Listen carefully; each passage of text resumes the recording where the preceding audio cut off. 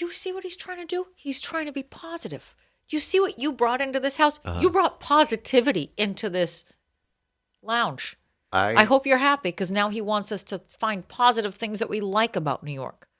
Well, uh-huh.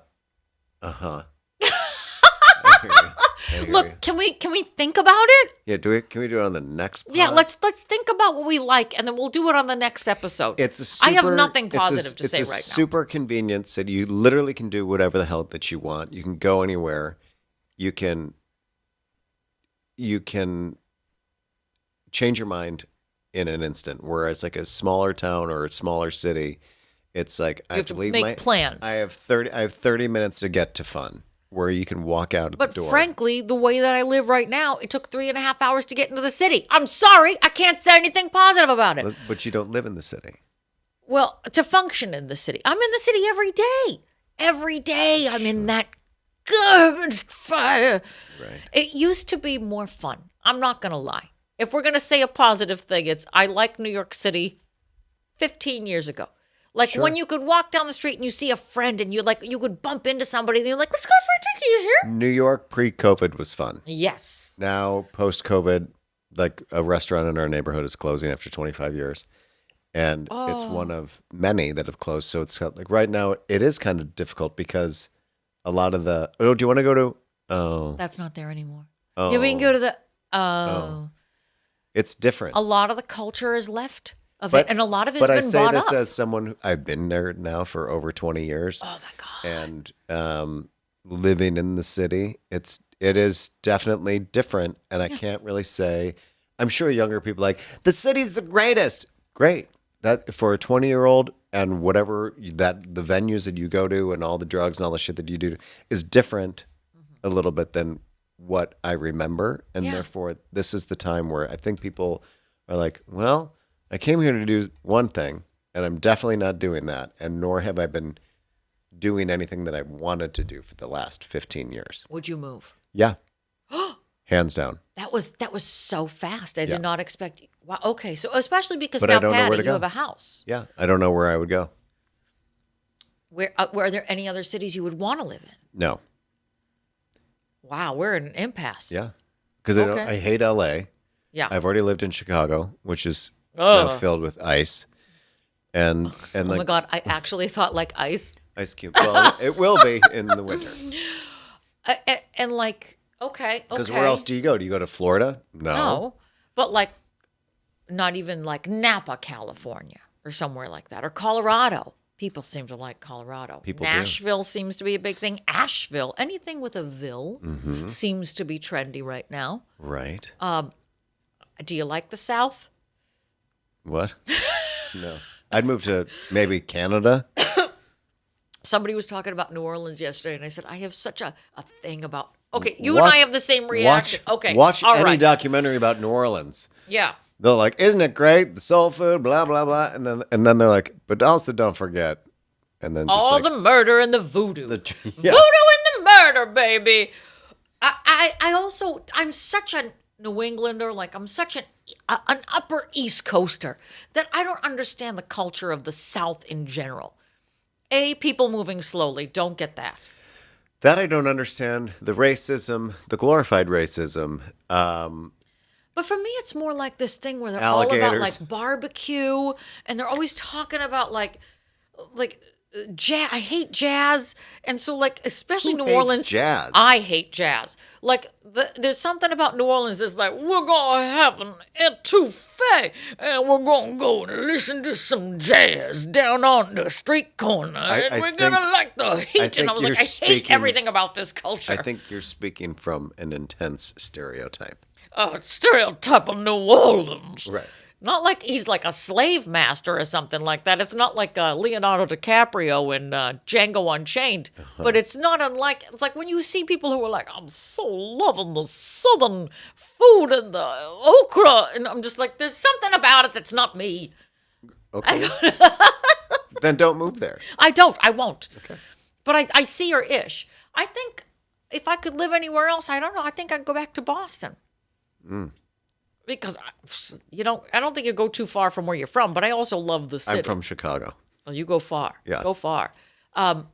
I don't know So, about I don't- international living. I used to live in England. I would love to go back to London. Apparently, that's not such a great place right now. A lot of places are not great places to go. It's because the world is on fire. Exactly. So, where do you go? You stay straight to hell, you Ike. stay- That's where you go. The devil that I know is New York. Yeah, but it's exhausting. It's It getting is. expensive and it's exhausting and it feels lawless more than any. And like, That's because it is. yeah. So But the country. I don't want to lawless. live in New York circa 1981. So That's kind of where we are. exactly, that's where we're at, except bring back the hookers. Hookers and blow. I had no problem with the hookers. I Look, think that'd those are be just girls trying to wonderful. make a living. That's right. And Just- also, it was a great documentary. Hookers on the Front. Oh my God. This reminds me, I talked to a girl the other day in Brooklyn. Don't do that. I did a show in Brooklyn and I sat down. I and, also went to Brooklyn for a show. oh, hey, it's a different vibe.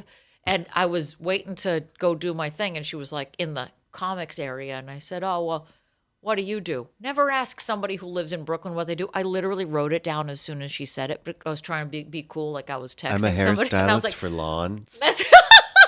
not far off. Are you ready? I work for a nonprofit that uses storytelling to help sex workers. We're doing workshops this weekend in Reykjavik. I exit the chat.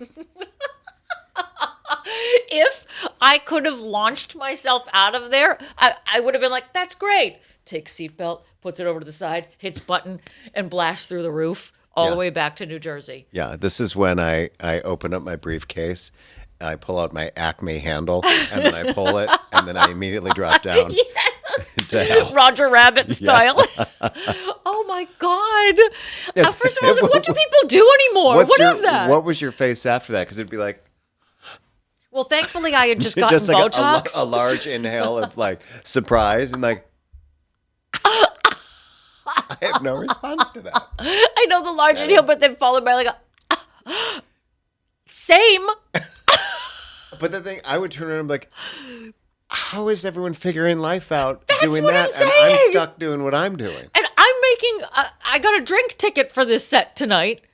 And she works for a nonprofit that uses storytelling to help sex workers. And she's going to Reykjavik, Iceland this I weekend. do live action Polly Pockets for burned out hospitals. The Noah Hughes movie, and I'm on my 7th script. Wait, what? Yeah, Well, we're really big in Scotland. I talked to an AI startup that talks to another startup that's a website startup that starts up AIs. You see? So it's like full circle. I'm I'm Tilly Norwood's manager. I'm the inner monologue for men's fisting clinics. So I do the voiceovers. Yeah. So you stand in the hallway and deliver that while they're inside No, the fisting I'm clinic? actually the internal monologue of the asshole while it's being fisted. Do you have any workshops in Reykjavik for that? Not this year, but I did 3 years ago when I started. Oh, that must be messy. Not so much. I mean, I have a housekeeper because I have 3 houses there. That's the thing. That's what- That's what happens. And then you talk to them and you're like, oh, a nonprofit. She's like, yeah, I've got about 4 million in a trust fund Yeah. and an IRA. I rolled it over into my Roth. And then I've also got stock in Disney. Yeah. Mm. Yeah. I sold my first sculpture of French fries fighting to MoMA, and now it's on a world And tour. now I was featured in Vogue. Right. Yeah. I slept with Anna Wintour. I don't understand how people are making money. I really, really don't. Because every time you talk to that person, they're wearing like Gucci and they're like clad and they look good and they look, well, this chick did not so much because Brooklyn. Sure. Because you're not supposed to look together if you live in Brooklyn. But you it's look $1 like million. you make your own Yeah. kombucha. But it's $1 million. Did that just $1 million to live in Brooklyn. Yeah, that came off your. Oh. It's been dangling for a while. Oh, it's neat. like you had I an had an earring on. That earring fell off. You had a dangler earring.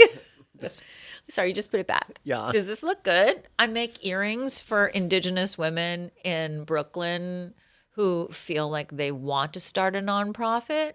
I make lip extenders. How much does that pay a year?